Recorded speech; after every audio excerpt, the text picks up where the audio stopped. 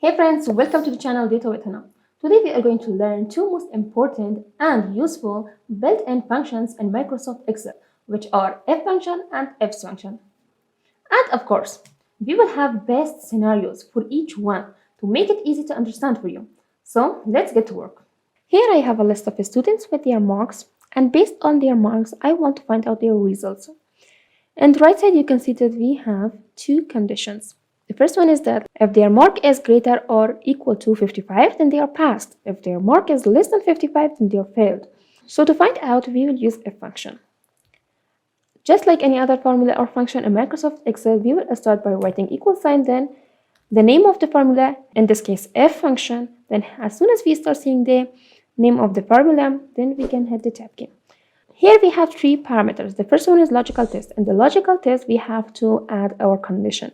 My condition, as we said earlier, is that their marks should be greater or equal to 55. So here's the mark. We will select this. This mark should be greater than or equal to 55. Then I will add a comma. Then we have the second parameter, which is the value if true. If this condition is true, then I want to get back pass. And because pass is a text, I will write down it between double quotes. Pass. Then I will add a comma. Then the third parameter is value if false. When the condition is false, I want to get back fail. So again, fail is a text. I will write it in between double quotes. Close the brackets, hit the enter key. Here you can see that we got the result for the first student. Now double click on this fill handle to fill it till down. Now here you can see that we have three students that are failed because their marks were not greater than or equal to 55, so they failed. Now let's see the same function in another scenario. Here we have a list of employees with their number of tasks that they have done. Now based on their number of tasks that they have done, I want to find out, do they deserve bonus or not? My condition is that if the number of tasks that they have done is greater than 5, then they deserve bonus. So I will use a function here. Equal sign F, hit the tab key. Logical test is number of tasks must be greater than 5. Then add a comma. Value if true is yes. Yes is a test, so I will write it in double quotes. Comma, and the value if false is no. So what I did here is I added a condition. And the condition I said that the number of tasks must be greater than 5. So if this condition is true, then I want to get back yes, so they deserve bonus. And if this condition is not true and their number of tasks is less than 5, so they don't deserve bonus, so I will get back no. Hit the enter key, double click on this fill handle.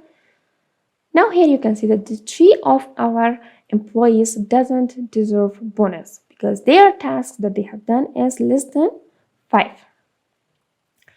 Now here comes another problem. Oh no! Some of our employees have done more than 5 number of tasks and some of them have done more than 10 number of tasks. So it will be unfair to give both of these groups of employees the same amount of bonus. Isn't that unfair? So how we can find out to whom we give how much bonus? Now here comes the IFS function to rescue us. In the Microsoft Excel, we have another built-in formula, which is IFS function. Now IFS function is basically quite same to the F function. The only difference is that in IFS function, we can use more than one logical test, or we can use more than one condition to evaluate. Exactly like this scenario, where we have employees with different number of tasks and we want to give them different amount of bonuses. So we will use IFS function. So let's go and see how we can do this. Again, start by equal sign, then IFS function, hit the tab key. Here we have the logical test 1. The logical test 1 is if the number of tasks is greater than 10. Then I will add a comma. Value if true. Here you can see that we have in the second parameter, which is value if true 1. It means that if the condition 1 is true, what we should get back? We should get back 1000. So basically it means that if the number of tasks that this employee has done is more than 10, I want to give them $1,000 as a bonus. Then add a comment. Then we have the logical test 2. If the number of tasks is greater than 5, then I want to give them $500. Then add a comma. Then the logical test 3. If the number of tasks is less than 5, which is the last condition, right? Then I want to give them 0 bonus because they haven't done so much. So let's close the brackets, hit the enter key. Now double click on this file handle. Change it to $sign and decrease the decimal points. Now you can see that we have different bonus for different employees based on their number of tasks that they have done. That's it. If you found this video helpful, don't forget to hit that like button and subscribe to our channel. Thanks for watching. See you in the next video.